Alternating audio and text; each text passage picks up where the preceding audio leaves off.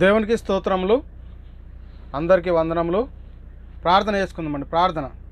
మమ్మల్ని మిక్కిలిగా ప్రేమించిన మా ప్రియ పరలోకపు తండ్రి, మీ ఘనమైన ఉన్నతమైన మహోన్నతమైన నామానికి కృతజ్ఞతాస్తుతులు స్తోత్రాలు చెల్లిస్తున్నాం. అవును దేవా, ఇప్పటి వరకు మీ కృపాసనలో మమ్మల్ని భద్రపరిచి కాచి కాపిన విధంగా మీకే కృతజ్ఞతాస్తుతులు స్తోత్రాలు. తండ్రి, మీరు మాకు అనుగ్రహించిన పరిశుద్ధ గ్రంథంలో నుంచి దేవా కొన్ని వాక్యాలు మేము పరిశీలిస్తుండగా మీ ఆత్మజ్ఞానాన్ని అనుగ్రహించండి. ఆత్మ సంబంధమైన సంగతులతో సరిచూసుకుని కృప చూపించి ప్రతి విషయం ద్వారా మీకే ఘనత మహిమ ప్రభావాలు పొందుకోమని ముందున్న సమయం అంతా మీ చేతులకు అప్పచెప్తూ ఈ ప్రార్థన మీ ప్రియకుమారుడు మా ప్రభును రక్షకుడైన యేసుక్రీస్తు వారి పరిశుద్ధమైన నామంలో ప్రార్థన అడిగి వేడుకుంటున్నాను. పరలోకమందున మా కన్న తండ్రి, ఆమెన్. ప్రభు నందు ప్రియ పరిశుద్ధ దేవుని కుమారులారా, దేవుని కుమార్తెలారా, మీ అందరికీ మన ప్రభును రక్షకుడైన యేసుక్రీస్తు వారి పరిశుద్ధమైన నామంలో వందనములు, శుభములు. మనందరి ఆత్మల కన్నతని అయిన దేవాది దేవునికి, మన ప్రభును రక్షకుడైన యేసుక్రీస్తు వారి పరిశుద్ధమైన నామంలో కృతజ్ఞతాస్తుతులు, స్తోత్రములు. అదేవిధంగా మరి ఫేస్బుక్ లైవ్ ద్వారా కానీ యూట్యూబ్ ఛానల్ ద్వారా కానీ వీక్షిస్తున్న ఆత్మీయ సహోదరులందరికీ మళ్ళొకసారి యేసుక్రీస్తు నామంలో హృదయపూర్వక వందనములు. తండ్రి అయిన దేవునికి కృతజ్ఞతాస్తుతులు, స్తోత్రములు. అదేవిధంగా మరి సంఘంగా కూడుకున్నటువంటి నా ఆత్మీయ సహోదరులందరికీ మళ్ళొకసారి వందనాలు. మరి ఎలా ఉన్నారు మీరు అందరూ? ఎలా ఉన్నారండి? ఆనందంగా సంతోషంగా ఉన్నారా? ఎందుకు మనం ఆనందంగా సంతోషంగా ఉండాలి అంటే, ఇప్పుడు మనం ఎక్కడ కూడి ఉన్నామంటే మన అందరి ఆత్మ కన్నతండ్రి అయిన దేవుని సన్నిధిలో మనం కూడి ఉన్నాం కాబట్టి మనం ఇప్పుడు ఎలా ఉండాలట? ఆనందంగా సంతోషంగా గడపాల్సినటువంటి సమయం. అయితే ప్రియులారా, ఈరోజు మనం ఒక అద్భుతమైనటువంటి అంశాన్ని నేర్చుకుని దేవుని నామాన్ని మహిమపరుద్దాం. అయితే ప్రియులారా, ఈరోజు ఏంటి అని మనం పరిశీలన చేసుకుంటే గుడ్ ఫ్రైడే. గుడ్ ఫ్రైడే అంటే ఏంటంటే మరి క్రీస్తు మరణ సమాధి పునరుత్థానం అనేది మనం చాలా జాగ్రత్తగా దీని గురించి పరిశీలన చేసుకోవాలి. అయితే ప్రియులారా, మన అంశం ఏంటి మరి ఈరోజు అంటే, క్రీస్తు సిలువలో పొందిన మరణము సమస్త మానవాళికి విచారమా విజయమా, క్రీస్తు సిలువలో ఏం జరిగింది అనేటటువంటి విషయాన్ని మనం ఈరోజు నేర్చుకుని దేవుని నామాన్ని మహిమపరుద్దాం. అయితే ప్రియులారా, మొట్టమొదట మనం గ్రహించాల్సింది ఏంటంటే, ఈరోజు గుడ్ ఫ్రైడే అంటే శుభ శుక్రవారము. అంటే శుభ శుక్రవారం అంటే ఏంటి? శుభంగా అంటే శుభము అనే దాని గురించి మనం ఇక్కడ పరిశీలిద్దాం. అంటే గుడ్ అంటే మంచిది, శుభము అనేది మనం మొట్టమొదట గ్రహించుకోవాలి. అయితే ప్రియులారా, మరి ఎంతమంది దీన్ని గుర్తించగలిగారు అనేది మొట్టమొదట మనం పరిశీలన చేసుకోవాలి. అయితే ప్రియులారా, మనం పరిశీలన చేస్తే అసలు క్రీస్తు మరి సిలువలో పొందినటువంటి మరణము మరి సమస్త మానవాళికి విచారంగా ఉందా, ఈరోజు విజయంగా ఉందా? ఇది మనం మొట్టమొదట నేర్చుకోవాల్సినటువంటి అంశము. అసలు చాలామంది ఏం గుర్తిస్తున్నారు? క్రీస్తు సిలువలో మృతి పొందాడని ఆయన గురించి మరి రోధిస్తున్నటువంటి పరిస్థితి, ఆయన గురించి ఏడుస్తున్నటువంటి పరిస్థితి, ఆయన గురించి రొమ్ము కొట్టుకున్నటువంటి పరిస్థితి, మరి 40 రోజులు ఉపవాసాలు మరి పాటిస్తున్నటువంటి పరిస్థితి, మరి ప్రతి సంవత్సరము ఆయనను సిలువ ఎక్కిస్తున్నటువంటి పరిస్థితి, దించుతున్నటువంటి పరిస్థితిని మనము చూస్తూ ఉన్నాం. ఎంత భయంకరం ఒకసారి పరిశీలన చేసుకుంటే ప్రియులారా, దేవుని యొక్క సంకల్పాన్ని మనం గుర్తించకుండా, దేవుని యొక్క చిత్తాన్ని మనం గుర్తించకుండా, మరి మనుషులు కల్పించినటువంటి పద్ధతులు దైవోపదేశంలోని మరి మనం వ్యర్థంగా ప్రభువును ఆరాధించడం ఎంత మట్టుకు కరెక్టు అనేది మనల్ని మనం ఒకసారి పరిశీలన చేసుకోవాలి. అంటే దేవుని యొక్క చిత్తం ఏంటి, అసలు క్రీస్తు సిలువలో ఏం జరిగింది అనేది చాలామంది నేటి వరకు కూడా చాలామందికి అర్థం కానటువంటి పరిస్థితిలో ఉన్నారు ప్రియులారా. అయితే ఇక్కడ మనం మొట్టమొదటి గుర్తించగలిగితే ప్రియులారా, అసలు ఇప్పుడు మనం ఏ కాలంలో ఉన్నాము అనేదే మనకు అర్థం కావట్లేదు. ఇప్పుడు మనం ఏ కాలంలో ఉన్నామో మనకు అర్థం కావాలి. అసలు మనం ఇప్పుడు ఏ కాలంలో ఉన్నామంటే చూడండి ప్రియులారా, ఇప్పుడు ఉన్నటువంటి కాలం ఏంటంటే క్రీస్తు రెండో రాకడ వచ్చేటటువంటి సమయము. అర్థమైందా అండి? క్రీస్తు రెండో రాకడ వచ్చేటువంటి సమయము. అయితే తన కొరకు కనిపెట్టుకొని ఉండివారి రక్షణ నిమిత్తమైన పాపం లేకుండా రెండో రాకడ వచ్చేటటువంటి పరిస్థితి, అందుకోసమే ఈరోజు నిరీక్షించాల్సినటువంటి పరిస్థితిలో మనం ఉన్నాం. అయితే మనం పరిస్థితి ఎలా ఉంది ఈరోజు ఒకసారి ఆలోచన చేసుకోండి ప్రియులారా, చాలా జాగ్రత్త. ఎందుకు చెప్తున్నాం ఈ మాటలు అంటే ప్రియులారా, చాలా ఆవేదనగా ఉంది. ఎందుకంటే క్రీస్తు సిలువలో ఏమి జరిగిందో తెలియక నేడు క్రీస్తును మరి ప్రియులారా ఆయనను ఎక్కడ చూస్తూ ఉన్నారంటే ఇంకా సిలువ మీద చూస్తున్నారు, ఇంకా మృతులలో చూస్తున్నటువంటి పరిస్థితి. కానీ క్రీస్తు సిలువలో ఏం జరిగింది, ఆయన మరణం సమస్త మానవాళికి విచారంగా ఉందా, మరి విజయంగా ఉందా, ఏంటి అసలు ఈ గుడ్ ఫ్రైడే ఎందుకు జరుపుకుంటున్నారు అనేది కూడా తెలియనటువంటి అయోమయ పరిస్థితులు ఉన్నట్టుగా మనకు కనబడతా ఉంది. అయితే ప్రియులారా, మనం పరిశీలన చేసుకుంటే ఒక లేఖనాన్ని మనం పరిశీలన చేద్దాం. చూడండి, హెబ్రీయులకు రాసిన పత్రిక 9వ అధ్యాయం 28వ వచనంలో, అలాగుననే క్రీస్తు కూడా అనేకుల పాపములు భరించుటకు ఒక్కసారి అర్పింపబడి తన కొరకు కనిపెట్టుకొని ఉండువారి రక్షణ నిమిత్తం పాపం లేకుండా రెండోసారి ప్రత్యక్షమగును అనేటటువంటి విషయాన్ని మనం చూస్తూ ఉన్నాం. అయితే ప్రియులారా, ఆయనే అనేకుల పాపములను భరించుటకు ఒకేసారి అప్పగింపబడ్డాడు. అయితే మరి మనకేం అర్థమవుతుంది? ఒకేసారి అప్పగింపబడి ముగించినటువంటి ఆ పనిని మళ్ళీ మళ్ళీ మళ్ళీ మళ్ళీ అరిగిపోయిన రికార్డుగా చేయడము ఇది ఎంతవరకు కరెక్టు? అసలు మన విశ్వాసం ఏంటి ఈరోజు అనేది మొట్టమొదట మనం పరిశీలన చేసుకోవాలి ప్రియులారా. అయితే ఇక్కడ మనం పరిశీలన తన కొరకు కనిపెట్టుకొని ఉండి వారి రక్షణ నిమిత్తము ఆయన పాపం లేకుండా రెండోసారి ప్రత్యక్షమైనటువంటి పరిస్థితి, ఆయన మన కోసము రెండోసారి రాబోతున్నటువంటి పరిస్థితిలో ఉన్నటువంటి మనము మరి ఈరోజు జరిగిస్తున్నటువంటి క్రియలేంటి అనేది మనం మొట్టమొదట గ్రహించాలి. మన విశ్వాసములనే తొలగిపోయినటువంటి పరిస్థితిలో కనబడతా ఉంది ప్రియులారా. విశ్వాస జీవితాన్నే కొనసాగించలేనటువంటి పరిస్థితిలో ఉన్నట్టు కనబడతా ఉంది. అయితే ప్రియులారా, ఎందుకు అంటే చాలామంది విచారిస్తూ ఉన్నారు. గుడ్ ఫ్రైడే అని చెప్తూ శుభ శుక్రవారం అని చెప్తూనే మరి విచారిస్తున్నటువంటి పరిస్థితిని మనం చూస్తూ ఉన్నాం.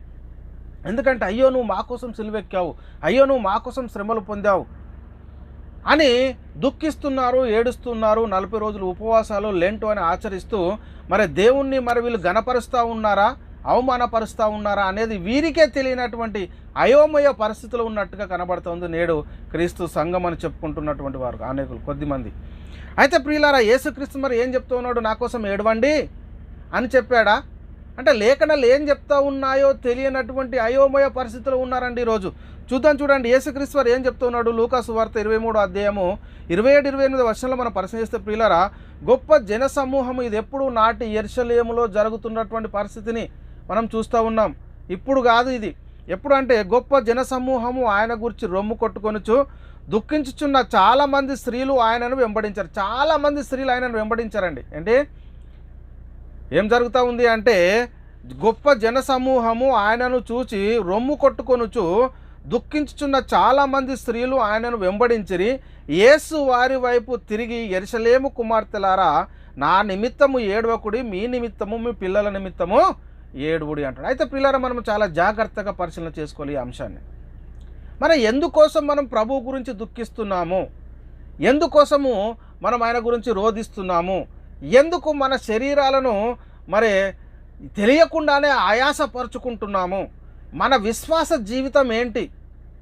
ఆయన ఒకేసారి ఆ పని చేసి ముగిస్తే మరి మనము నేడు ఏం చేస్తున్నాం? దాన్ని అరిగిపోయిన రికార్డులా ప్రతిసారి ఆయనను సిలువెక్కిస్తూ మరి సిలువ మీదకి దించుతున్నటువంటి పరిస్థితిని మనకు కనబడతా ఉంది.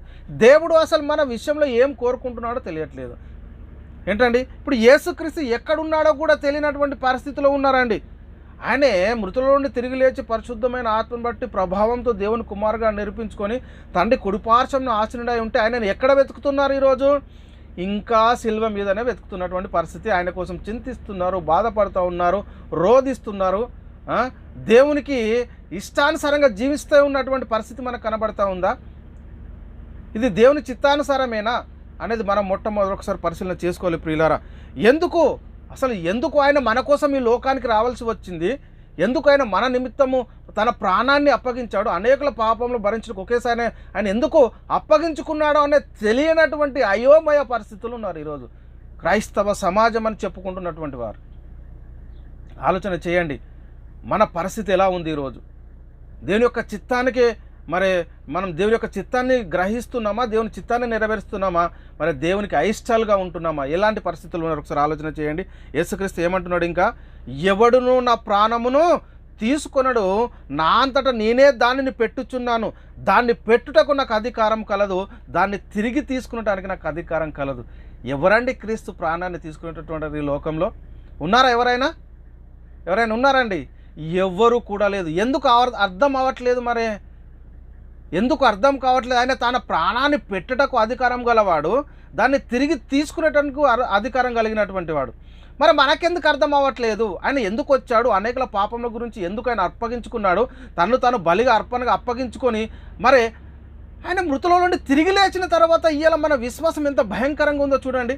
ఆయన తన నిమిత్తము కనిపెట్టుకొని ఉండు వారి రక్షణ నిమిత్తము పాపము లేకుండా రెండోసారి ఉన్నటువంటి విషయంలో ఆయన వస్తే మనం క్రీస్తుతో కూడా దేవుని దగ్గరికి అంటే పరలోకానికి వెళ్ళేటటువంటి పరిస్థితిలో మన విశ్వాస జీవితం ఉంటే ఈరోజు సాతాను ఎక్కడ చూపిస్తున్నాడు క్రీస్తును? మృతులలోన. ఎంత భయంకరం ఒకసారి పరిశీలన చేయండి. దేవుని యొక్క చిత్తాన్ని గ్రహిస్తున్నామా? దేవునికి ఉగ్రత మన మీదకి వచ్చేటటువంటి పరిస్థితి ఆలోచన చేయండి. దేవుని యొక్క సంకల్పాన్ని కానీ దేవుని యొక్క చిత్తాన్ని కానీ మనం అర్థం చేసుకోకపోతే మనం ఎంత భయంకరమైనటువంటి పరిస్థితులు ఉన్నామో ఒకసారి పరిశీలన చేసుకోండి ప్రియులారా. చాలా భయంకరమైనటువంటి పరిస్థితి. ఇక్కడ యోహాను సువార్త 10వ అధ్యాయము 15 నుంచి 18 వచనాలు మనం పరిశీలన చేసుకుంటే ప్రియులారా, యోహాను సువార్త 10వ అధ్యాయం 17, 18 వచనములు. నేను దాన్ని మరలా తీసుకున్నట్లు నా ప్రాణము పెట్టుచున్నాను, ఇందువలననే తండ్రి నన్ను ప్రేమించుచున్నాడు, దాన్ని తీసుకుంటాను, నేను మళ్ళీ పెడుతున్నాను. ఆయన మృతులలో లేడు, ఆయన సజీవుడు. ఏం అర్థమవుతుంది? ఎక్కడ చూస్తున్నావు? ఇంకా ఎవడను నా ప్రాణము తీసుకొనడు, నా అంతటా నేనే దానిని పెట్టుచున్నాను, దాన్ని పెట్టుటకు నాకు అధికారం కలదు, దాన్ని తిరిగి తీసుకున్నటకు నాకు అధికారం కలదు, నా తండ్రి వలన ఈ ఆజ్ఞ పొంది తిని. ఆయన ప్రాణాన్ని ఈ లోకంలో ఎవరు కూడా తీసుకునేటటువంటి పరిస్థితి లేదు. అర్థమైందా? తండ్రి తనకు అధికారం ఇచ్చాడు తన ప్రాణాన్ని పెట్టుటకు, దాన్ని తిరిగి తీసుకున్నటకు. మరి మనకేం అర్థమవుతుందండి? అసలు క్రీస్తు సిలువలో ఏం జరిగిందో మనకు తెలియట్లేదు ఈ రోజుకు కూడా. ఈ రోజుకు కూడా క్రీస్తు సిలువలో ఏం జరిగిందో తెలియక ఆయన మరణాన్ని విచారంగా చేస్తున్నటువంటి పరిస్థితి, ఇంకా ఆయనను బలహీనుడిగా చూపిస్తున్నటువంటి పరిస్థితి. ఎక్కడున్నాం ఒకసారి ఆలోచన చేయండి. మన విశ్వాస జీవితం ఎక్కడుంది ప్రియులారా? ఎక్కడుంది? ఎంత భయంకరంలో మనం ఉన్నామో ఒకసారి పరిశీలన చేసుకోండి. ఇంకేం చెప్తున్నాడు యేసుక్రీస్తు? ఒక మాట చెప్తున్నాడు, తండ్రి ఎలాగూ తనంతట తానే జీవం గలవాడై ఉన్నాడో అలాగే కుమారుడును తనంతట తానే జీవం గలవాడై ఉండుటకు కుమారునికి అధికారము అనుగ్రహించాడు తండ్రి. చదువుతూ ఉన్నామా? లేఖనాలను పరిశీలన చేస్తూ ఉన్నామా? మన దగ్గర ఉంది పరిశుద్ధ గ్రంథమేనా, లేక పక్క పుస్తకాలు చదువుతూ ఉన్నారు? ఉన్నదా బైబిల్లో? ఒకసారి ఆలోచన చేయండి ప్రియులారా. ఏం జరిగిస్తున్నాం మనం ఈరోజు? ఏం జరిగిస్తున్నాం ఇక్కడ? యోహాను సువార్త 5వ అధ్యాయం 26వ వచనంలో, తండ్రి ఎలాగూ తనంతట తానే జీవం గలవాడై ఉన్నాడో అలాగే కుమారుడును తనంతట తానే జీవం గలవాడై ఉండుటకు కుమారునికి అధికారం అనుగ్రహించబడెను. ఎందుకు ఏడుస్తూ ఉన్నావు ఈరోజు? ఎందుకు రోధిస్తూ ఉన్నావు? ఎందుకు చింతిస్తూ ఉన్నావు? ఎందుకు రొమ్ము కొట్టుకుంటూ ఉన్నావు? ఎందుకు ఇంకా క్రీస్తును మృతులలోనే వెతుకుతున్నావు? ఆయన ఒకేసారి ఆ పని చేసి ముగించేశాడు. ఆయన మృతులలో నుండి తిరిగి లేచాడు. తిరిగి లేచి మనకు రక్షణను సిద్ధపరిచి ఆయన వెళ్ళిపోయి తన కొరకు కనిపెట్టుకొని ఉండి వారి రక్షణ నిమిత్తం పాపం లేకుండా ఆయన రెండోసారి రాకడ విషయంలో ఆయన ప్రత్యక్షత, ఆయన రాబోతున్నటువంటి పరిస్థితి కోసం మనం నిరీక్షించాల్సినటువంటి మనల్ని సాతాను ఈరోజు ఎక్కడ చూపిస్తూ ఉన్నాడు ఆయనను? ఆలోచన చేయండి ప్రియులారా. చాలా ఆవేదన ఉన్నది. ఎందుకంటే క్రీస్తు ప్రేమ మమ్మల్ని బలవంతం చేయడం ద్వారా మరి ఈ సత్యాన్ని మీ ముందుకు తీసుకురావడం జరిగింది. ఎందుకు మన పరిస్థితి ఎలా ఉంది ఈరోజు, మనం ఎక్కడున్నాం అనేది మనల్ని మనం ఒకసారి పరిశీలన చేసుకోలే ప్రియులారా. ఎందుకు అని అంటే ఈరోజు దేవుడు మన గురించి చింతిస్తున్నాడు, బాధపడతా ఉన్నాడు. అయ్యో నా కుమారులు ఎందుకు సత్యాన్ని గ్రహించలేకపోతున్నారని. అందుకే దేవుడు ఒక మాట చెప్తా ఉన్నాడండి. ఏం మాట్లాడుతున్నాడు అంటే పరిశుద్ధాత్ముడు మనతో, మీరు దినములను, మాసములను, ఉత్సవ కాలాలను ఆచరిస్తూ ఉన్నారు. ఏం చేస్తూ ఉన్నారు మీరు దినములను, మాసములను, పండుగలు, అమావాస్య, విశ్రాంతి దినాలు, ఇవేనా మనం ఆచరించాల్సింది ఈరోజు? చూస్తాం చూడండి ప్రియులారా. గళితులకు రాసిన పత్రిక, అపోస్తులైన పౌలు గారు గళితులకు రాసిన పత్రిక 11వ అధ్యాయం మనం పరిశీలన చేసుకుంటే ప్రియులారా 10-11 వచనాలు ఇక్కడ చూద్దాం చూడండి. ఇక్కడ మనం పరిశీలన చేద్దాం చూడండి ప్రియులారా. మీరు గళితులకు రాసిన పత్రిక 4వ అధ్యాయం 10-11, మీరు దినములను, మాసములను, ఉత్సవ కాలములను, సంవత్సరములను ఆచరించుచున్నారు. మీ విషయమై నేను పడిన కష్టము వ్యర్థమైపోవునేమో అని మిమ్మును గూర్చి భయపడుతున్నాను అని పౌలు గారు 1వ శతాబ్ద కాలంలోనే చెప్పాడు. ఎందుకు? మీరు చేస్తున్నటువంటిది దేవుని చిత్తానుసారమైనది కాదు. మీరు ఏం చేస్తూ ఉన్నారు? పండుగలు ఆచరిస్తూ ఉన్నారు, మీరు దినాలను చూస్తూ ఉన్నారు, కానీ దేవుని చిత్తాన్ని మాత్రం మీరు గ్రహించట్లేదు. నేను ఇంత ప్రయాసంతో దేవుని వాక్యం మీకు బోధించిన కూడా మీరు ఏమైపోతున్నారంట? తప్పిపోతూ ఉన్నారని చెప్పి ఏమంటారు, మీ విషయమే నేను పడిన కష్టము వ్యర్థమైపోవునేమో అని మిమ్మల్ని గురించి భయపడుతున్నటువంటి పరిస్థితి మనం చూస్తూ ఉన్నాం.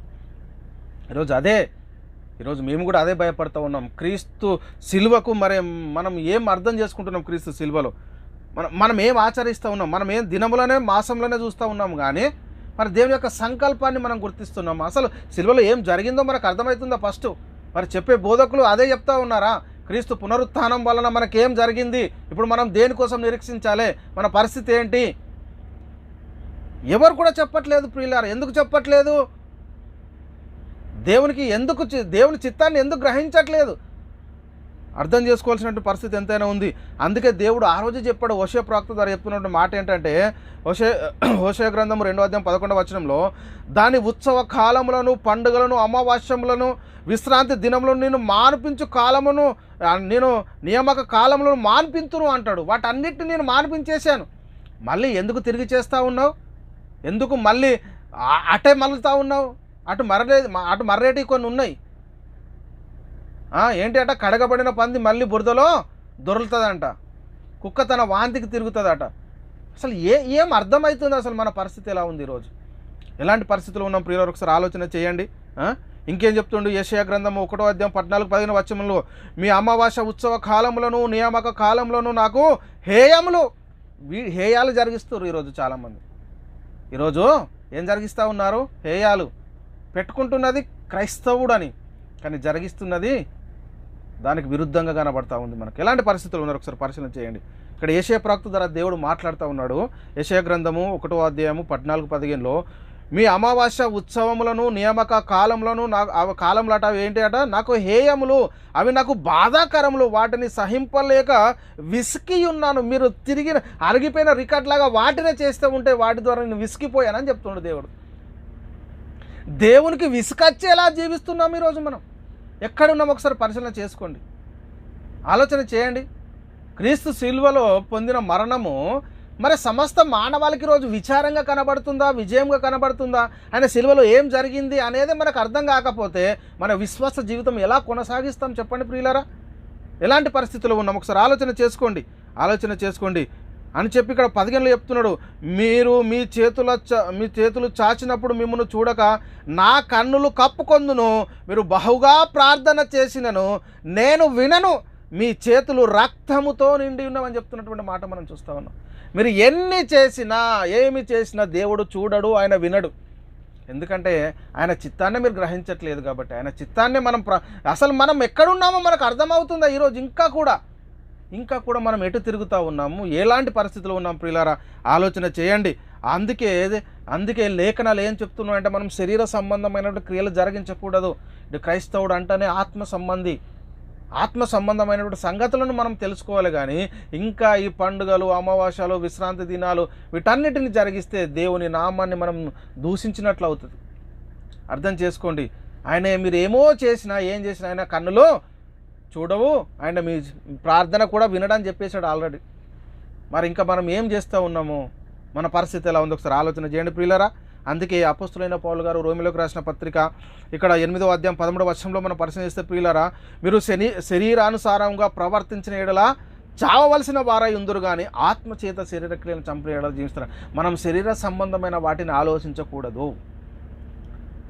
మనము పండుగలు, విశ్రాంతి దినాలు, అమావాస్యలు మనం చేయకూడదు. మనం దేవుని చిత్తాన్ని గ్రహిస్తాం. మొదట దేవుడు మనకేం చెప్పాడు, పరిశుద్ధ గ్రంథంలో ఏం రాయబడి ఉంది, మనం దేవుని సంకల్పానికి, దేవుని చిత్తానికి మనం దేవుని చిత్తాన్ని అనుసరించే జీవిస్తూ ఉన్నామా, లేక మనుషులు కల్పించిన పద్ధతులు, దేవోపదేశంలోని వాటిని వ్యర్థంగా ఆరాధిస్తూ ఉన్నామా?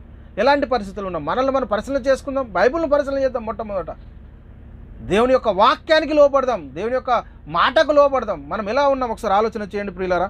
ఆలోచన చేయండి. ఆయన ధనవంతుడై ఉండును, ఆయన ధనవంతుడై ఉండి మీరు తన దారిద్ర్యం వలన ధనవంతులు కావాలని మీ నిమిత్తము దరిద్రుడాయను. ఆయనే దేవునితో సమానముగా ఉండుట విడిచిపెట్టకూడని భాగ్యం అని ఎంచుకోలేదు, కానీ తను రిక్తునిగా చేసుకొని ఎందుకు ఈ లోకానికి వచ్చి ఆయన ఏ కార్యక్రమాలు జరిగించాడు, వచ్చినటువంటివి ఆయన సిలువ ఎందుకు ఎక్కాడు, ఆయన తను బలిగార్పణకు ఎందుకు అప్పగించుకున్నాడు, ఆయన మృతుల నుండి తిరిగి లేచి ఇప్పుడు ఎక్కడున్నాడు, ఇప్పుడు మళ్ళీ ఎప్పుడు వస్తాడు అనేది మనకు తెలియకపోతే మన విశ్వాస జీవితం ఎలా ఉందో ఒకసారి ఆలోచన చేయండి ప్రియ సహోదరి, ప్రియ సహోదరుడా. మనం ఎక్కడున్నాం ఈరోజు?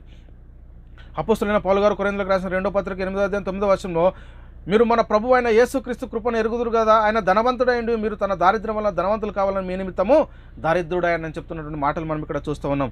అలాగే ప్రియులారా, ఇంకా మనం పరిశీలన చేస్తుంటే, మనిషి కుమారుడు పరిచారం చేయించుకున్నట్టుకు రాలేదు, కానీ పరిచారం చేయుటకును అనేకులకు ప్రతిగా విమోచన క్రయధనముగా తన ప్రాణం పెట్టుటకు వచ్చాడు. ఎందుకు వచ్చాడు యేసుక్రీస్తు? అనేకులకు ప్రతిగా విమోచన క్రయధనముగా తన ప్రాణాన్ని మన కోసం ఇవ్వడానికి వచ్చాడు. అది చేసేసాడు. మరి చేసేసిన తర్వాత ఇప్పుడు మనం ఏం చేయాలి?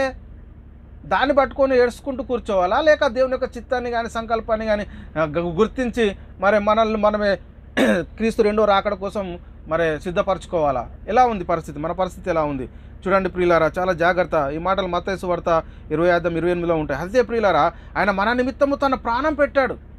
ఎందుకు పెట్టాడో మనకు అర్థం అవ్వట్లేదు. ఇంకా ఒకసారి ఆయన పని చేసి ముగిస్తే మనం ఎందుకు అరిగిపోయిన రికార్డులా ప్రతిసారి వేస్తూ ఉన్నాం? దాన్ని మనకు ఎంత మట్టుకు అర్థమవుతుంది అనేది ఆలోచన చేయాలి. యోహాను గారు రాసిన మొదటి పత్రిక 3:16 వచనంలో ఆయన మన నిమిత్తం తన ప్రాణం పెట్టిన కనుక దీనివల్ల ఆయన మనల్ని ప్రేమిస్తున్నాడు. చూడండి పిల్లలు, ఎలాంటి పరిస్థితుల్లో మనం ఉన్నాము ఒకసారి పరిశీలన చేసుకోండి. మనం కూడా సహోదరుల నిమిత్తం ప్రాణం పెట్ట బద్దులమై ఉన్నామంటాడు. మన పరిస్థితి ఎలా ఉంది? ఇక్కడ మనల్ని ప్రేమించు తన రక్తం వల్ల మన పాపముల నుండి మనల్ని విడిపించాడు. మనల్ని ప్రేమించాడు, తన రక్తం వల్ల మన పాపముల నుండి విడిపించాడు. మనం ఏం గుర్తించగలుగుతున్నాం? క్రీస్తు శిలువలో ఏం జరిగింది అన్నాడు? ఎందుకు క్రీస్తు శిలువనెక్కాడు? ఎందుకు మృతుల నుండి తిరిగి లేచాడు? ఎవరి కోసము వచ్చినటువంటి ఆయన ఒకేసారి ఆ పని చేసి ముగిస్తే మనము దాన్ని ఎందుకు మళ్ళీ దాన్ని చేస్తూ ఉన్నాం? అది దేవుని సంకల్పమేనా? ఎక్కడైనా ఉందా? తండ్రి అయినా దేవుడైనా చెప్పాడా? యేసుక్రీస్తు వారు ఎక్కడైనా చెప్పాడా? పరిశుద్ధాత్మను పరిశుద్ధాత్మను అపోస్తుల ద్వారా ఎక్కడైనా సంఘానికి ఇచ్చాడా? మీరు పని చేయమని ఇచ్చాడా? ఎక్కడ కూడా లేదు ప్రియులారా, ఎక్కడ కూడా లేదు. ఆలోచన చేయండి, ఎంత భయంకరమైనటువంటి పరిస్థితుల్లో మనం ఈరోజు ఉన్నామో. దేవుని చిత్తానికి వ్యతిరేకంగా, దేవుని సంకల్పానికి వ్యతిరేకంగా మనము జీవిస్తున్నటువంటి పరిస్థితిని మనం ఈరోజు చూస్తున్నాం ప్రియులారా. చాలా జాగ్రత్త. ప్రకటన గ్రంథం 1:6 మాట రాయబడిన, ఆయన మన అపరాధాల నిమిత్తం అప్పగింపబడి మనము నీతిమంతులుగా తీర్చబడటకై ఆయన లేపబడ్డాడు. మన అపరాధాల నిమిత్తం అప్పగించుకున్నాడు ఆయన. మనము నీతిమంతులుగా తీర్చబడడానికి మళ్ళీ తిరిగి లేచాడా? ఇంకా మీరు చూస్తున్నట్టు ఇప్పుడు శిలువ మీదే ఉన్నాడా? ఆలోచన చేయండి, మన పరిస్థితి ఎలా ఉంది? మనం ఎక్కడున్నాం? ఇంకా ఎక్కడున్నాం? ఆయన మన అపరాధాల నిమిత్తం అప్పగింపబడ్డాడండి. మనము నీతిమంతులుగా తీర్చబడ్డకైనా లేపబడ్డాడు. రోమిలకు రాసిన పత్రిక 4:25లో ఈ మాటలు రాయబడిన, ప్రతి ఒక్కటి లేఖనానుసారము బోధించే బోధ, ప్రతి ఒక్కటి వాక్యం టు వాక్యము, సర్వసత్యము. అపోస్తులు ప్రవక్తలు వేసిన పునాది, క్రీస్తు యేసే ముఖ్యమైన మూలరాయి ఉండగా అపోస్తులు ప్రవక్తలు వేసిన పునాది, దానిలో మనం కట్టుకోవాలి. ఆ సత్య సువార్తల్లో మనం నిలకడగా ఉండాలి, సర్వసత్యంలో మనం ఉండాలి. మరి ఇప్పుడు మనం ఎక్కడున్నాం? ఇంకా మన కనులు మూయబడే ఉన్నాయా? తెరుచుకున్నామా? ఎలాంటి పరిస్థితుల్లో మనం ఒకసారి ఆలోచన చేయండి ప్రియులారా. మనము పాపముల విషయమై చనిపోయి నీతి విషయమై జీవించినట్లు ఆయన తానే తన శరీరమందు మన పాపములను మ్రాణ మీద మోసుకొని పోయాడు. ఒకేసారి మన అందరి నిమిత్తం తన ప్రాణాన్ని బలిగా అర్పణగా అప్పగించాడు తండ్రి. క్రీస్తును మన కోసం అప్పగించేశాడు తండ్రి. మరి ఇంకా మనకు అర్థమవుతుందా? ఇంకేం చేస్తూ ఉన్నాము? ఇప్పుడు ఏం చేయాలో అది చేయట్లేదు.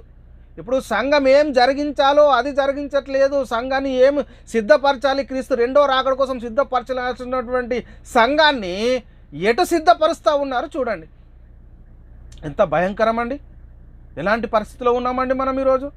దేవుని సంకల్పానికి వ్యతిరేకము, దేవుని చిత్తానికి వ్యతిరేకము, పరిశుద్ధ లేఖనాలకు వ్యతిరేకంగా మన జీవితం కనబడతా ఉంది ఈరోజు. అందుకే అద్దంలో మన ముఖం చూసుకుంటే వాక్యం అనే అద్దం యుద్ధకు మనం వెళ్ళాలి. వెళితే మన ముఖం అందులో కనబడుతుంది. మచ్చ, మడత, డాగు, వాటన్నిటిని కలంకాలు తీసేసుకుంటున్నామా? పొద్దున్న లేచి ముఖం అద్దం దగ్గరికి వెళ్తే మన ముఖంలో ఉన్నటువంటి ఈ మచ్చ, మడత, డాగులు కనబడతా ఉన్నాయి. మరి ఈరోజు వాక్యం దగ్గరికి వస్తే మనం జీవిస్తున్నటువంటి జీవితం కాదు, ఇది మచ్చ ఉంది, నీలో మడత ఉంది, డాగు ఉంది, కలంకం ఉందని పరిశుద్ధ లేఖనాలు మనకు సెలవిస్తాయి. దాన్ని బట్టి మన విశ్వాస జీవితాన్ని దిద్దుకోవడానికి మనం ప్రయత్నం చేయాలి, కానీ దేవుని ఉగ్రతకు పాత్రలు కాకూడదు ప్రియులారా. దయచేసి వాక్యాన్ని పరిశీలన చేసుకోండి, దేవుని చిత్తాన్ని, సంకల్పాన్ని గ్రహించండి. అందుకే ప్రియులారా, పేతురు గారు రాసిన మొదటి పత్రిక, అపోస్తులైన పేతురు గారు రాసిన మొదటి పత్రిక 2:24 వచనం, మనము పాపముల విషయమై చనిపోయి నీతి విషయమై జీవించినట్లు ఆయన తానే తన శరీరమందు మన పాపములను మాను మీద మోసుకొని పోయాను. ఆయన పొందిన గాయముల చేత మీద మనకు స్వస్థత. ఎందుకు? క్రీస్తు శిలువలో ఏం జరిగింది? ఎందుకు గుడ్డు ఈరోజు? ఎందుకు క్రీస్తు శిలువలో పొందినటువంటి మరణము ఎందుకు మనకు విజయము? అదే అర్థం కావట్లేదు. ఎందుకు అర్థం కావట్లేదు? అండ్ ఇంకా ఏం చెప్తుంటా, మనం మేల్కొని ఉన్నను నిద్రపోవచ్చునను, తనతో కూడా జీవించిన నిమిత్తమైన మన కొరకు మృతి పొందాడు. అంటే మనం మేల్కొని ఉన్నను నిద్రపోవచ్చున్నాడు అంటే శరీరంలో ఆత్మ ఉండగా, చనిపోతే పరదేశంలో ఉండగానే మనం మేల్కొని ఉన్న నిద్రపోవచ్చునను. మరి ఆయన మన కోసము ప్రియులారా, మన కోసము మృతి పొందాడని మనం గుర్తించగలుగుతాం కదా. అపోస్తులైన పౌలు గారు తెస్సలోనికలకు రాసిన మొదటి పత్రిక 5:10 మనము మేలుకొని ఉన్నను నిద్రపోచున్నను, తనతో కూడా జీవించిన నిమిత్తమైన మన కొరకు మృతి పొందాడని చెప్తున్నట్టు మాట కనబడుతుంది. మరణయోగంగా అంటే యేసుక్రీస్తు లోకానికి ఎందుకు రావాల్సి వచ్చింది? మరణం యొక్క బలమును అణచివేయడానికి. చనిపోతే నిత్య నరకానికి, పాతాళ లోకంలోనికి పడిపోయేటటువంటి మనల్ని నిత్య జీవానికి తీసుకెళ్ళడానికి వచ్చాడు ఆయన. వచ్చి ఆయన ఒకేసారి ఆ పని ముగించాడు ప్రియులారా, ముగించాడు. అందుకే ఇక్కడ మరణం యొక్క బలము గలవానిని అనగా అపవాదిని మరణము ద్వారా నశింపజేయుటకు వచ్చాడు ఆయన. ఎందుకు వచ్చాడంటే క్రీస్తు లోకానికి? చూడండి హెబ్రీలకు రాసిన పత్రిక 2వ అధ్యాయము 14-18 వచనాలు మనం పరిశీలిస్తే ప్రియులారా, కాబట్టి ఆ పిల్లలు మనమే రక్త మాంసము గలవారాయుందున ఆ ప్రకారమే మరణం యొక్క బలము గలవానిని అనగా అపవాదిని మరణము ద్వారా నశింపజేయుటకును జీవిత కాలమంతా మరణ భయం చేత దాస్యమునకు లోబడిన వారం. చనిపోతే నిత్య నరకానికి వెళ్ళాల్సినటువంటి మనల్ని జీవితకాలం అంతా మరణ భయం చేత దాస్యమునకు లోబడిన వారిని విడిపించుటకు ఆయన కూడా రక్త మాంసములలో మనలాంటి రక్త మాంసములు ధరించుకొని ఈ లోకానికి వచ్చాడు. రక్త మాంసములో పాలువాడాయను. ఏలయనగా ఆయన ఎంత మాత్రము దేవదూతల స్వభావము ధరించుకొనక అబ్రహాము సంతాన స్వభావం ధరించుకున్నాడు. అబ్రహాము మనలాంటి రక్త మాంసం కలిగినటువంటి మనిషే. అదే క్రీస్తు కూడా అలాంటి పోలికనే స్వభావంనే ధరించుకున్నాడు. కాబట్టి ప్రియులారా, కావున ప్రజల పాపములకు పరిహారం కలగజేయుటకై మన పాపాలు పరిహరించుటకు ప్రజల పాపములను పరిహారం కావున ప్రజల పాపములకు పరిహారము కలుగజేయుటకై దేవుని సంబంధమైన కార్యములలో కనికరమును నమ్మకము గల ప్రధాన యాజకుడకు నిమిత్తము అన్ని విషయంలో ఆయన తన సహోదరుల వంటి వాడు కావాల్సి వచ్చెను. దేవుని చిత్తాన్ని జరిగించాలంటే మనలాంటి వాడుగా కావాల్సి వచ్చిందని ఇక్కడ చెప్తున్నటువంటి మాటలు మనకు కనబడుతున్నాయి. తాను శోధింపబడి శ్రమ పొందెను గనుక శోధింపబడే వారికి సహాయం చేయగలవాడై ఉన్నాడంటే. కాబట్టి ప్రియులారా, ప్రజల పాపములు పరిహరించుటకు ఆయన వచ్చాడండి. దేవుని సంబంధమైన కార్యంలో కనికరం చూపించడానికి, మన విషయంలో దేవుని యొక్క సంకల్పాన్ని నెరవేర్చడానికి ఆయన తన్ను తాను బలిగా అర్పణగా అప్పగించుకున్నటువంటి ఆయన రెండోసారి రాబోతున్నాడు. ఆయన విశ్వాసం ఉంచిన వారిని తిరిగి తీసుకెళ్ళడానికి ఆయన రాబోతూ ఉంటే మన విశ్వాసం అది పక్కకు పెట్టేసి ఇప్పుడు ఎక్కడో చూస్తూ ఏడుస్తూ రొమ్ము కొట్టుకుంటూ రోధిస్తూ ఆయన ఏదో బలహీనుడు అయినట్టు, ఆయన ఏమీ కూడా లేనైనటువంటి వాడు అయినట్టు, ఆయన చాలా నిస్సహాయుడు అన్నట్టు చూపిస్తూ ఉన్నారు. ఎంత భయంకరం! ఒకసారి పరిశీలన చేయండి. తన ప్రాణాన్ని పెట్టుటకు అధికారం గలవాడు, దాన్ని తిరిగి తీసుకొనుటకు అధికారం గల అంతటికి మహిమ గల తండ్రి ఆజ్ఞ ఇచ్చాడు. కానీ మన కోసము తన్ను తాను బలిగా అర్పణగా అర్పించుకొని ఆ శిలువ మరణం ద్వారా ఏం జరిగిందో మనం ఇప్పటికి కూడా ఇంకా గుర్తించకపోతే ఇప్పుడు మనం ఎక్కడున్నామో ఒకసారి ఆలోచన చేయండి. మనం దేవుని కృపలోనే ఉన్నామా, ఉన్నామో ఒకసారి ఆలోచన చేసుకోండి ప్రియులారా. ఆలోచన చేయండి. మరణపు ముళ్ళు పాపనుకున్న బలము దాన్ని కొట్టివేసేశాడు ధర్మశాస్త్రము.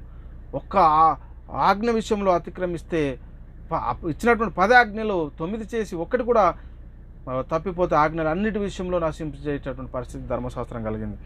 అలాంటి దాన్ని కొట్టివేశాడు ప్రియులారా. కొరింథీయులకు రాసిన మొదటి పత్రిక 15వ అధ్యాయం 55-57 వచనాలు మనం పరిశీలిస్తే ప్రియులారా, ఓ మరణమా నీ ముళ్ళెక్కడా, ఓ మరణమా నీ విజయం ఎక్కడా? మరణపు ముళ్ళు పాపనుకున్న బలము ధర్మశాస్త్రమే. ఆయన మన ప్రభు అయిన యేసుక్రీస్తు మూలంగా మనము జయము అనుగ్రహించిన దేవునికి స్తోత్రం కలుగునుగాక అంటాడు. క్రీస్తు వల్ల మనకు జయం అనుగ్రహించాడు. మరణమును జయించేటటువంటి శక్తిని మనకు క్రీస్తు అనుగ్రహించాడు. మనకేం అర్థం కావాలి ప్రియులారు, ఇంకా కూడా మనకు అర్థం కాకపోతే మనం ఎంత భయంకరమైనటువంటి పరిస్థితులు ఈరోజు ఉంటామో ఒకసారి పరిశీలన చేసుకోండి ప్రియులారా. పరిశీలన చేయండి. శిల్వ జయోత్సవం చేత వారిని పట్టి తెచ్చి బాహాటంగా వేడుకకు మనల్ని కనపరిచాడు. మనం ఎంత ఆనందంగా సంతోషంగా ఉండాల్సినటువంటి ఈరోజు, ఇప్పుడు ఈ కాలము, మన జీవిత కాలం అంతా క్రీస్తుని గురించినటువంటి ఉత్సాహము, సంతోషము, సమాధానము మన హృదయంలో నివసించాల్సినటువంటి మనల్ని ఏడువు, రోధించు, రొమ్ము కొట్టుకో, ఆయనను బలహీనునిగా చూడు, ఆయనను అక్రమంగా చేశారు, ఆయనను చూడు, ఆయన కోసం ఏడువు, ఆయన కోసం రోధించు, ఆయన కోసం నువ్వు ఏం చెప్పాలో నాకు అర్థం కావట్లేదు ప్రియులారా. ఎలాంటి పరిస్థితుల్లో మనం ఉన్నాం ఒకసారి పరిశీలన చేయండి. ఆయన సిలువలో జరిగింది ఏంటండి? ఆయన సిలువలో జరిగినటువంటి విజయాన్ని మనం గుర్తిస్తూ ఉన్నామా, ఇంకా విచారణ కలిగి జీవిస్తూ ఉన్నామా? ఏంటి మన పరిస్థితి ఏంటి ప్రియులారు? ఇక్కడ మనం పరిశీలన చేద్దాం. కొలస్సీయులకు రాసిన పత్రిక అపోస్తలుడైన పౌలు గారు కొలస్సీయులకు రాసిన పత్రిక 2వ అధ్యాయం 13-15 వచనంలో, మరియు అపరాధముల వలన శరీరమందు సున్నతి పొందక ఉండుట వలన మీరు మృతులై ఉండగా దేవుడు రాతపూర్వకమైన ఆజ్ఞల వలన మన మీద రుణముగాను మనకు విరోధముగాను నుండే పత్రమును మేకులతో సిలువకు కొట్టి దాని మీది చేవ్రాతను తుడిచివేసి మనకు అడ్డం లేకుండా దానిని ఎత్తివేసి మన అపరాధములన్నిటిని క్షమించి ఆయనతో కూడా మిమ్మల్ని జీవింపజేసిను. ఆయన ప్రధానులను అధికారులను నిరాయుధులుగా చేసి సిలువ చేత జయోత్సవంతో వారిని పట్టి తెచ్చి బాహాటముగా వేడుకకు కనపరిస్తే మనం ఏం ఆలోచిస్తూ ఉన్నాం ఈరోజు? మనం ఎక్కడున్నాం? మన విశ్వాస జీవితం ఎలా ఉంది ప్రియులారా? ఒకసారి మనల్ని మనమే పరిశీలన చేసుకుందాం. కాబట్టి ప్రియులారా, ఆయన యందు మిమ్మల్ని ఎల్లప్పుడూ విజయోత్సవంతో ఊరేగించిన దేవునికి స్తోత్రము. ఇప్పుడు మనం ఎప్పుడు విజయోత్సవంతో ఉన్నటువంటి మనల్ని మనం ఎక్కడ చూస్తూ ఉన్నాం? ప్రభుని ఎక్కడ చూస్తూ ఉన్నాం ప్రియులారా? ఆలోచన చేయండి. ఎంత అద్భుతమైనటువంటి మాటలు దేవుడు మనకు రాయించి ఉంచాడు. పరిశుద్ధాత్మని బోధకే వ్యతిరేకంగా చేస్తూ ఉన్నామా? మనకు పాప క్షమాపణ లేదని చెప్తున్నాయి లేఖనాలు. పరిశుద్ధాత్మ బోధకు వ్యతిరేకంగా మనం ప్రకటిస్తే, పరిశుద్ధాత్మ బోధకు వ్యతిరేకంగా మనం జీవిస్తే ఈ యుగమందును రాబో యుగమందును పాప క్షమాపణ లేదని లేఖనాలు చెలవిస్తున్నాయి. మన పరిస్థితి ఎలా ఉంది? అపోస్తలుడైన పౌలు గారు కొరింథీయులకు రాసిన 2వ పత్రిక 2వ అధ్యాయం 14-16, మా ద్వారా ప్రతి స్థలమందును క్రీస్తును గురించిన జ్ఞానం యొక్క సువాసనను కనపరచాలి. మన దగ్గర ఉన్నటువంటి సువాసన జ్ఞానము ఒక ఆత్మను రక్షించేది, నిత్య జీవానికి పాత్రగా చేసేది. అలాంటిది ఆయనను బలహీనంగా చూపించామనుకోండి, ఎలాంటి పరిస్థితులు ఉంటాం? ఒకసారి ఆలోచన చేయండి, అర్థం చేసుకోండి, సత్యాన్ని గ్రహించడానికి ప్రయత్నం చేయండి. మొదట మా ద్వారా ప్రతి స్థలమందును క్రీస్తును గురించిన జ్ఞానం యొక్క సువాసనను కనపరచు, ఆయన యందు మిమ్మును ఎల్లప్పుడూ విజయోత్సవంతో ఊరేగించిన దేవునికి స్తోత్రము. రక్షించబడి వారి పట్లను నశించే వారి పట్లను మేము దేవునికి క్రీస్తు సువాసనై ఉన్నాము. మనం క్రీస్తు సువాసననే వెదజల్లుతున్నామా? క్రీస్తు సువాసన వెదజల్లుతూ ఉన్నామా? మరణానికి పంపిస్తూ ఉన్నామా? ఎలాంటి పరిస్థితుల్లో ఉన్నాం? ఒకసారి పరిశీలన చేసుకోండి. అందుకే నశించు వారికి మరణార్థమైన మరణపు వాసనగాను, రక్షించబడుచున్న వారికి జీవార్థమైన జీవపు వాసనగా మనం ఉన్నామా? మనం ఎలాంటి పరిస్థితుల్లో ఉన్నాము? మన బోధ ఒక వ్యక్తిని రక్షించేదిగానే ఉందా? ఒక ఆత్మను రక్షించేదిగానే ఉందా?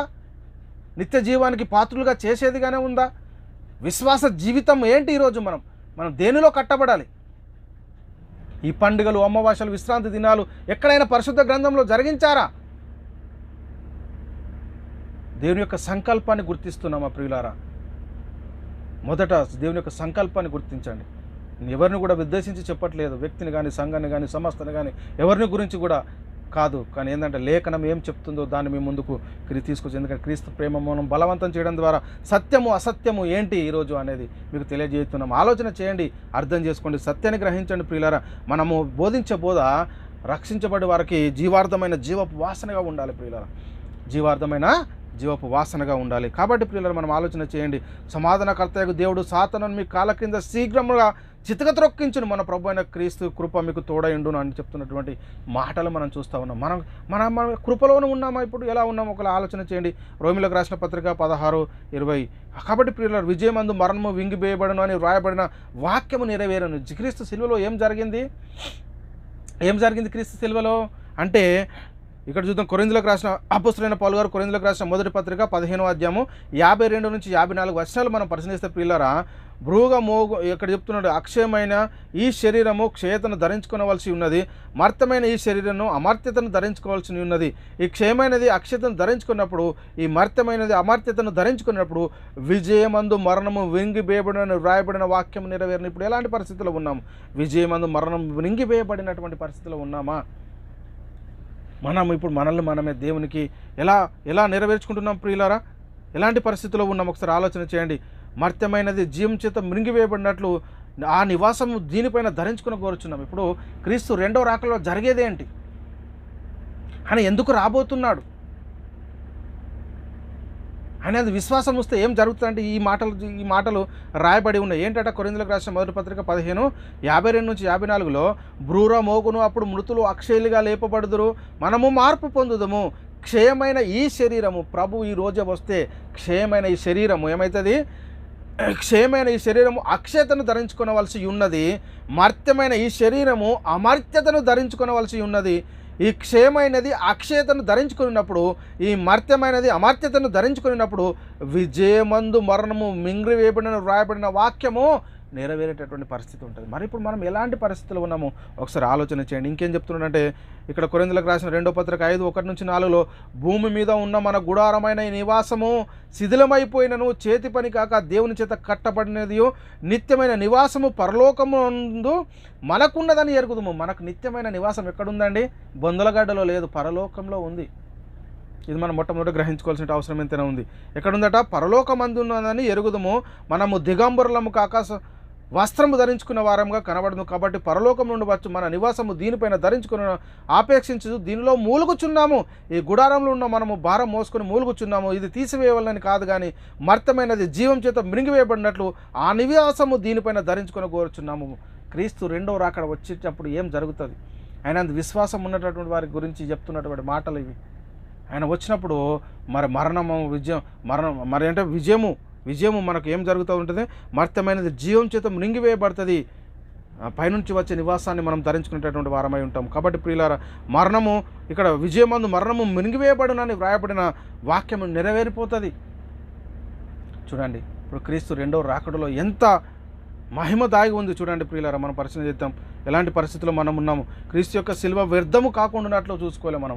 ఏంటంటే క్రీస్తు యొక్క శిలువ వ్యర్థం కాకుండా చూసుకోవాలి. కొరింథీయులకు రాసిన మొదటి పత్రిక 1:15 బాప్తిసమిచ్చుటకు ఇక్కడ చెప్తున్నట్టు శిలువ వ్యర్థం కాకున్నట్లు వాక్చాతుర్యం లేకుండా సువార్త ప్రకటించక ఆయన నన్ను పంపాను. మనము వాక్చాతుర్యం లేకుండా ఈరోజు వాక్యాన్ని ప్రకటించాలి. ఆయన చిత్తాన్ని మనం తెలియజేయాలి. సంపూర్ణంగా గ్రహించి అనేక మందికి సత్యంలో నడిపించాల్సినటువంటి పరిస్థితి ఎంత ఉంది. సిల్వను కూర్చిన వార్త నశించిన వారికి ఎలా కనబడుతుంది?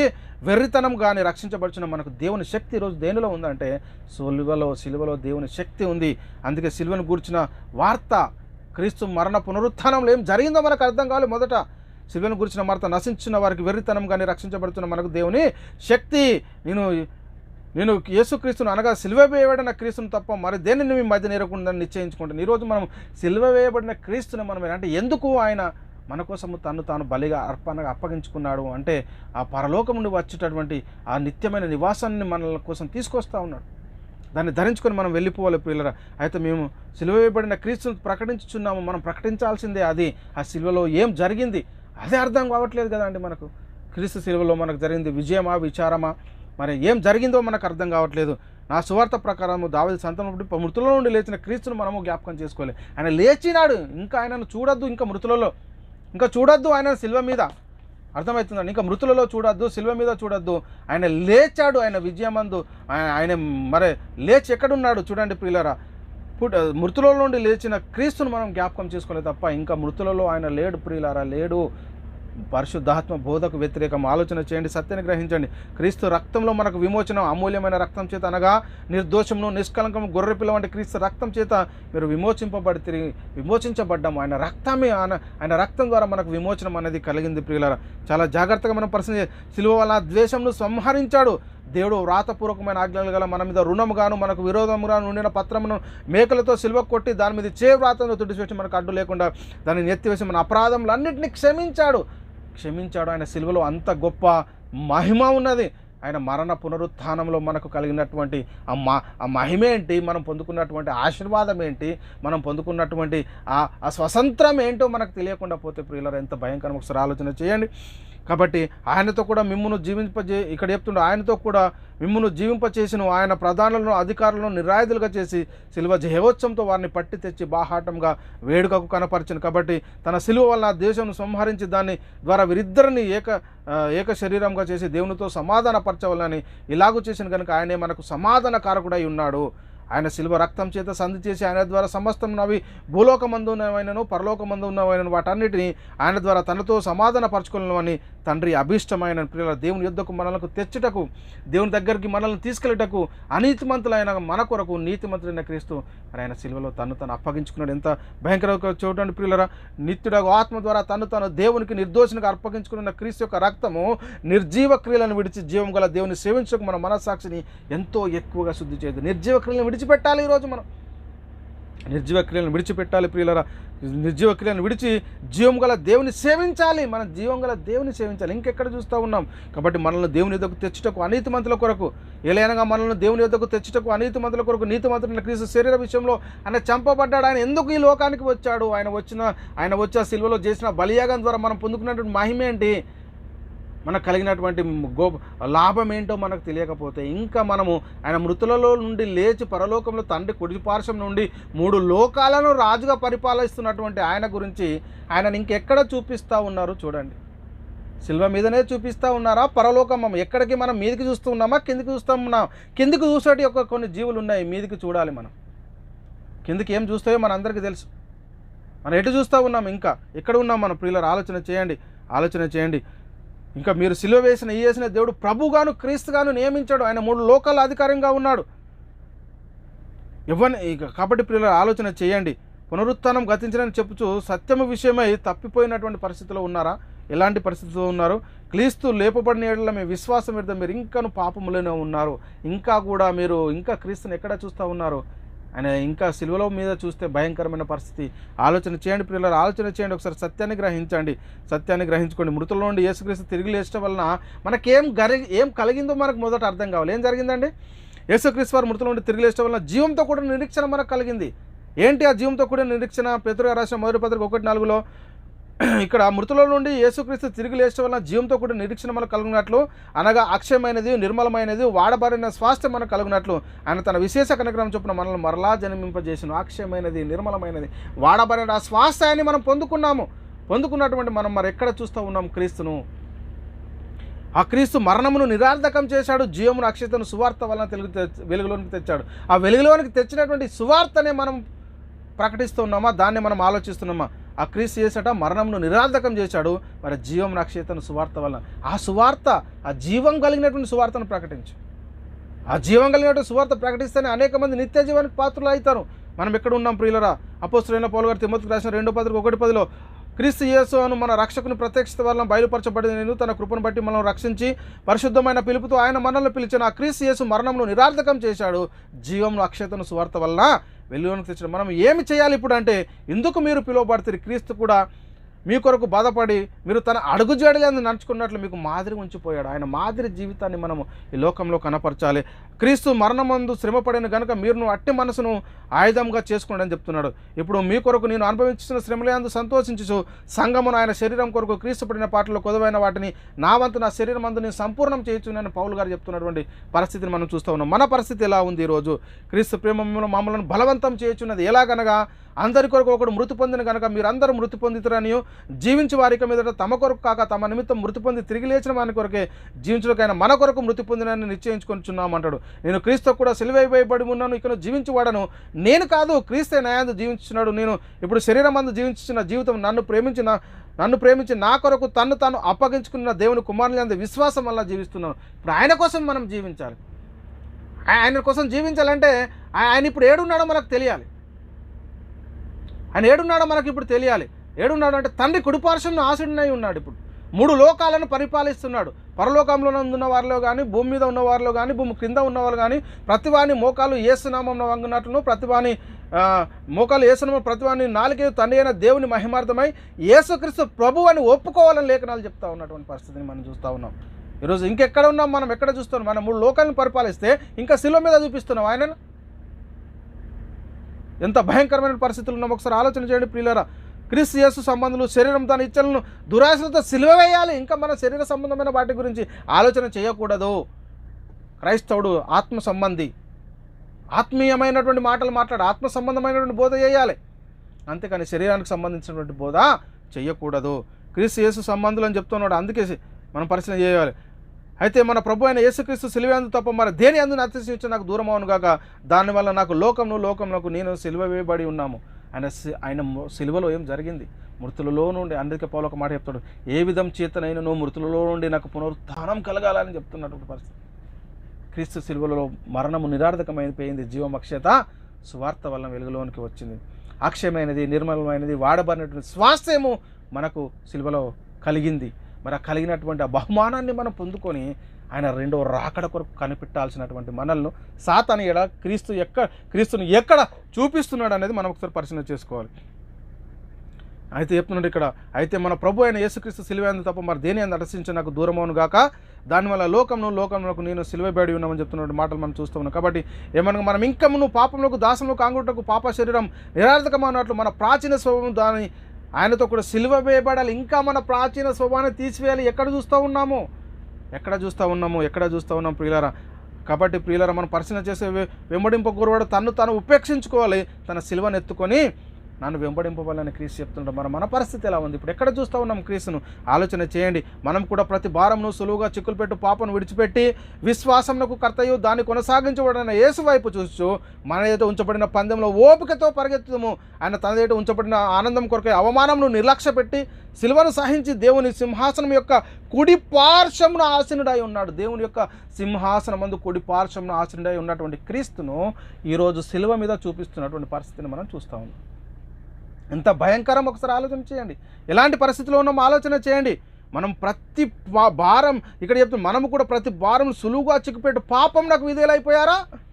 ఎక్కడ ఉన్నారు ఈరోజు? ఆలోచన చేయండి. విశ్వాసమునకు కర్త ఎవరు? క్రీస్తు అండి. విశ్వాసమునకు కర్తయు దాన్ని కొనసాగించబడిన యేసు వైపు చూస్తూ మన ఎదుట ఉంచబడినటువంటి పందెంలో ఓపికతో మనం పరిగెత్తాలి. ఆయన ఏం చేశాడు?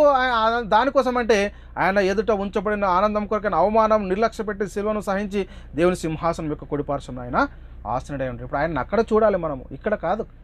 ఇక్కడ ఉన్నాం చూడండి ప్రియులారా. ఏ విధం చేతనైనను మృతుల నుండి నాకు పునరుత్థానం కలగాలి. పౌలు గారి యొక్క ప్రయాసం అదే. ఫిలిప్పీయులకు రాసిన పత్రిక 3:10-11 ఏ విధం చేతనైనను మృతుల నుండి నాకు పునరుత్థానం కలగవాలని ఆయన మరణ విషయంలో సమానుభావం గలవాడనై ఆయనను ఆయన పునరుత్థానము బలమును ఎరుగు నిమిత్తమును ఆయన శ్రమలలో పాల్గొనడం ఎట్టుదో ఎరుగు నిమిత్తము సమస్తం నష్టపరుచుకుని వాటిని పెంటతో సమానంగా ఎంచుకొని చుంటున్నాడు. అంటే ఏ విధం చేతనైనా మృతుల నుండి మనకు పునరుత్థానం కలగాలి. మనం ఉన్నటువంటి విశ్వాస జీవితం ఎలా ఉంది? మరి ఉన్నామా? ఆ ప్రక్రియలోనే ఉన్నామా? అనేకులు క్రీస్తు శిలువకు శత్రువులుగా నడుచుకొనిచున్నారు. మన పరిస్థితి ఎలా ఉంది ప్రియులారా? మన పరిస్థితి ఎలా ఉంది? తమ విషయంలో దేవుని కుమారుని మరలా సిలువ వేస్తున్నటువంటి పరిస్థితి. మరలా ప్రతి సంవత్సరం ఆయన సిలువ వేస్తున్న ఆయన ఒకేసారి ఆ పని చేసి ముగించేశాడు. మరి దాన్ని మరలా మనం అరిగిపోయిన రికార్డులా ఏం చేస్తూ ఉన్నాం? ఈరోజు ఒకసారి ఆలోచన చేయండి. తమ విషయంలో దేవుని కుమారుని మరలా సిలువ వేసేటటువంటి వారిని మనం చూస్తూ ఉన్నాం ప్రియులారా. కాబట్టి ఆలోచన చేయండి. మొదటి నుండి మనకున్న దృఢ విశ్వాసం అంత మట్టుకు మనం గట్టిగా చేపట్టాలి. విడిచిపెట్టకూడదు, విశ్వాసాన్ని విడిచిపెట్టకూడదు ప్రియులారా, విడిచిపెట్టకూడదు. ఎందుకు విడిచిపెట్టకూడదు ప్రియులారా? మనం విడిచిపెడితే మన పరిస్థితి ఎలా అయిపోతుంది? మరి దేవుడు మృతుల నుండి లేపిన యేసు అనగా రాబో ఉగ్రత నుండి మనం తప్పించిన ఆయన కుమారుడైన యేసుని మనం జ్ఞాపకం చేసుకోవాలి. ఆయన లేచి ఉన్నాడు, రాబో ఉగ్రత నుండి ఆయన మనం తప్పించాడు. దాని విషయంలో మన విశ్వాసం ఉండాలి.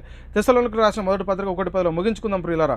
ఏమంటారు? దేవుడు మృతుల నుండి లేపిన యేసును అనగా రాబో ఉగ్రత నుండి మనల్ని తప్పించిన ఆయన కుమారుడైన యేసు పరలోకం నుండి దిగి వచ్చినని ఎదురు చూచుటకు మీరు ఎలాగో దేవుని వైపు తిరుగుతురా సంగతి మీరే తెలిసి ఉన్నారు. ఎందుకు మనము క్రీస్తు వైపు తిరిగాము? ఎందుకు దేవుని అందు విశ్వాసం ఉంచాము? ఇది అర్థం కావాలి. మృతుల నుండి లేచినవాడు దేవుని కుడిపార్శ్వమున ఉన్నవాడును మన కొరకు విజ్ఞాపన కూడా చేస్తున్నాడు. ఇప్పుడు ఆయన అక్కడ నుండి విజ్ఞాపన చేస్తున్నాడా, లేక మన కోసం ఆయన బాధపడతా ఉన్నాడా? అయ్యో, ఆయన చింతిస్తున్నాడు మన కోసం. ఆయన మన కోసం చింతిస్తున్నాడు.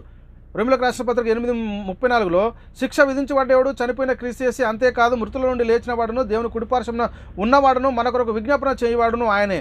ఆయన ద్వారా దేవుని యొద్దకు వచ్చి వారి పక్షమున విజ్ఞాపన చేయుటకు నిరంతరమైన జీవించుచున్నాడు ప్రియులారా. ఎవడైనా పాపం చేసిన యెడల నీతిమంతుడైన యేసు అను ఉత్తరవాది తండ్రి యొద్ద మనకు ఆయన తండ్రి యొద్ద ఉన్నాడు. దేవునికి నరులకు మధ్యవర్తి ఒకడే ఆయన క్రీస్తు యేసు. ఆయన తండ్రి యొద్ద ఉన్నాడు ప్రియులారా. ఇప్పుడు తండ్రి యొద్ద ఉన్నాడు. మరి ఎవని వల్ల రక్షణ కలగదు? మనం ఈ నామంలోనే రక్షణ పొందాలి. క్రీస్తు యేసు.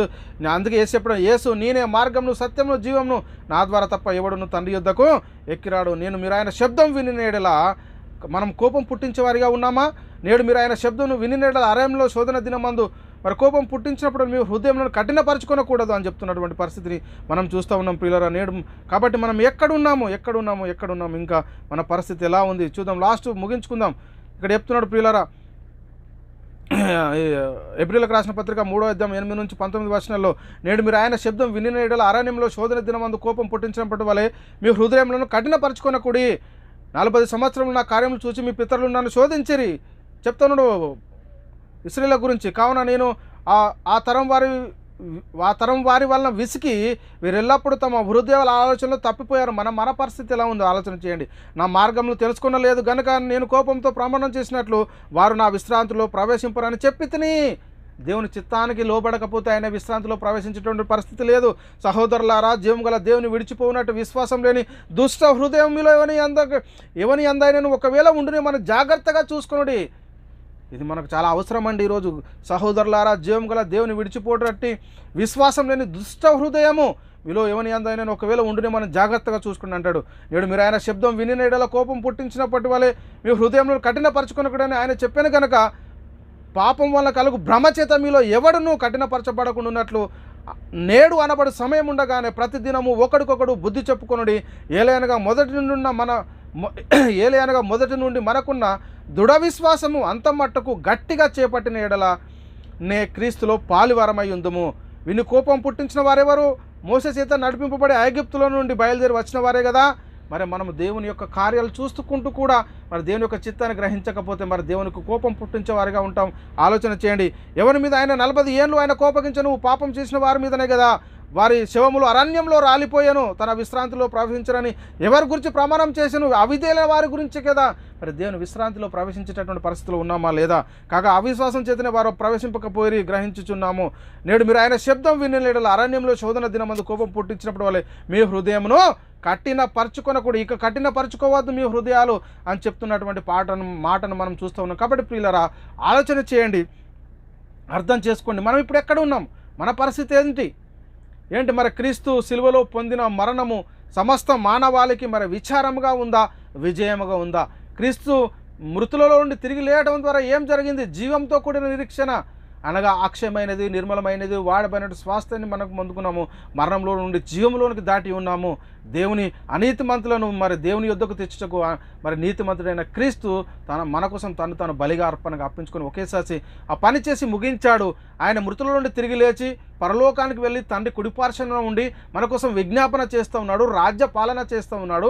3 లోకాలను పరిపాలిస్తున్నటువంటి ఆయనను ఇంకా మనం పరలోకములో చూడాలి, కానీ ఇంకా మనం సిలువ మీద చూసేటటువంటి పరిస్థితి లేదు, ఇంకా చూడకూడదు. అది దేవుని చిత్తానికి విరుద్ధము.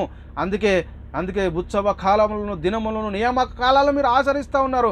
మీ విషయమై నేను చాలా విసిగిసిపోయి ఉన్నాను. మీరు ఎంత ప్రార్థన చేసినా నేను చూడను, మిమ్మల్ని నేను చూడను, మీ మాటలు నేను విననని దేవుడు మనతో చెలవిస్తూ ఉన్నాడు. కాబట్టి మన దేవుని చిత్తాన్ని గ్రహించకుండా, దేవుని చిత్తానికి లోబడకుండా మన ఇష్టానుసారమైన జీవితాన్ని జీవిస్తే, మనకి ఇష్టానుసారమైనది బోధిస్తే దేవుని ఉగ్రత మన మీదకి వచ్చేటటువంటి పరిస్థితి ఉంటుంది. కాబట్టి ఆలోచన చేయండి, ఏంటి క్రీస్తు సిలువలో జరిగినటువంటి ఆ బలియాగం దేని గురించి? ఇప్పుడు క్రీస్తు ఎక్కడున్నాడు? క్రీస్తు ఇప్పుడు ఏం చేస్తూ ఉన్నాడు? ఆయన 3 లోకాల మీద అధికారం కలిగి ఉన్నాడు. ఆయన మన కోసం విజ్ఞాపన చేస్తూ ఉన్నాడు. ఇప్పుడు ఆయన ఇప్పుడు ఎప్పుడు వస్తాడు? ఆయన వచ్చేటటువంటి విషయంలో ఏం జరుగుతూ ఉంది? అందుకే చెప్తున్నా, అనేకుల అంటే ఇక్కడ అలాగునే క్రీస్తు కూడా అనేకుల పాపను భరించడానికి ఒకేసారి అర్పింపబడి తన కొరకు కనిపెట్టుకుని ఉండి వారి రక్షణ నిమిత్తం మరి ఆయన పాపం లేకుండా ఆయన రెండో రాకడ వచ్చేటటువంటి పరిస్థితిలో మరి ఆయనతో కూడా ఎత్తబడేటటువంటి పరిస్థితిలో మనం ఉన్నామా? ఆయన ఎక్కడ చూస్తూ ఉన్నాం? ఇప్పుడు పరలోకంలో తండ్రి కుడిపార్శ్వమందు ఆసీనుడైన 3 రాజ్యాలను పరిపాలిస్తూ మన కోసం విజ్ఞాపన చేస్తూ ఆయన మళ్ళీ మనల్ని తీసుకెళ్ళడానికి రాబోతూ ఉన్నాడు. మరి సిగ్గులేని ముఖాలతో ఆయనను మనం ఎదుర్కోవాలి అని అంటే మన దగ్గర ఉన్నటువంటి విశ్వాసం ఏంటి? ఆలోచన చేయండి. క్రీస్తుని ఇప్పుడు ఎక్కడ చూస్తూ ఉన్నాం? ఆయన మృతుల నుండి తిరిగి లేచాడు. ఆయన మరణంను నిరార్థకం చేశాడు, జీవం రక్షణ సువార్త వల్ల వెలుగులోకి తెచ్చాడు. మనం బోధించే బోధ మరి జీవార్థమైన జీవపు సువాసనగా ఉండాలి, అనేక మందిని నిత్య జీవానికి నడిపించేదిగా ఉండాలి. మరి అలా లేకపోతే మనం ఏది ప్రకటించినా వ్యర్థమే. అందుకే క్రీస్తు చేసే ముఖ్యమైన మూలరాయి ఉండగా అపోస్తుల ప్రవక్తలు వేసిన పునాది, పరిశుద్ధులకు ఒకేసారి అప్పగింపబడిన బోధ, ఆత్మ యొక్క నియమము, దీన్ని మనము గ్రహించి ఆ విశ్వాస జీవితాన్ని మనం కట్టుకుంటూ అపోస్తుల ప్రవక్తలు వేసిన పునాదిలో మనల్ని మనమే స్థిరపరచుకుంటే, బలపరచుకుంటే యేసుక్రీస్తు ఇప్పుడు ఎక్కడున్నాడు? ఆయన ఎప్పుడు రాబోతూ ఉన్నాడు? రాబోయే విషయంలో మరి ఆయనతో మనం వెళుతామా లేదా అనేది మనల్ని మనం పరిశీలన చేసుకుని ఇంకా కూడా మనము శరీర సంబంధమైన బోధ చేయకూడదు. యేసుక్రీస్తు ఎక్కడున్నాడు అంటే ఇప్పుడు తండ్రి కుడి పార్శ్వంలో ఆసీనుడై పరలోకంలో మన దేవుని సన్నిధిలో ఉన్నటువంటి ఆయనను మనం ఇప్పటికి కూడా ఇంకా ప్రతి సంవత్సరం ఆయన ఒకేసారి ఆ పని చేసి ముగించాడు. ప్రతిసారి అరిగిపోయిన రికార్డులో మనము మరి ఆయనను సిలువెక్కించకూడదు ప్రియులారు, ఇంకా ఆయనను అక్కడ చూడకూడదు. ఆయన తండ్రి కుడి పార్శ్వంలో అక్కడ చూడాలి. మనం ఆయన 3 లోకాల అధికారం కలిగి ఉన్నాడు. కాబట్టి ప్రియులారా, మనం ఆయన కోసం చింతించాల్సిన అవసరం లేదు, బాధపడాల్సినటువంటి అవసరం లేదు. ఆయన బలహీనుడు కాదు. ఆయన ప్రాణం పెట్టడానికి ఆయనకు అధికారం కలదు, దాన్ని తిరిగి తీసుకోవడానికైనా ఆ తండ్రి అధికారం కలదు, ఆజ్ఞ తండ్రి వల్ల నేను పొందానని చెప్తున్నాడు. కాబట్టి ఆలోచన చేయండి, అర్థం చేసుకోండి, సత్యాన్ని గ్రహించండి. ఇకనైనా విశ్వాస జీవితంలో కొనసాగేటటువంటి కృప దేవుడు మీ అందరికీ అనుగ్రహించును గాక. చెప్పబడినటువంటి వాక్యము దేవుడు మనందరి హృదయంలో నీరు కట్టి ఫలింపజేయను గాక. సహోదరులారా, మేము ప్రకటిస్తున్న ప్రసంగం యూట్యూబ్ ఛానల్ అప్లోడ్ చేయబడుతుంది. యూట్యూబ్ చర్చ్లో బైబిల్ విజ్డమ్ అకాడమీ బెహ్రన్ అని, అదేవిధంగా మా రెండో ఛానల్ BW అకాడమీ అని మీరు సెర్చ్ చేసినట్టయితే మేము మాట్లాడిన ప్రతి ప్రసంగం మీరు వినవచ్చు. మీరు కూడా మా పరిచయలో పాలి భాగస్తులు కాగలంటే మీరు చేయవలసిందల్లా ఒకటే, మీ సన్నిధిలో మా నిమిత్తము దేవుని సన్నిధిలో మీరు మరి ప్రార్థించగలరు. అలాగే చేస్తే మీరు కూడా మా పరిచయలో పాలి భాగస్తులు కాగలరు. దేవుడు మిమ్మల్ని దీవించి ఆశీర్వదించునుగాక. ఆమెన్. అందరికీ వందనములు, దేవునికి స్తోత్రములు.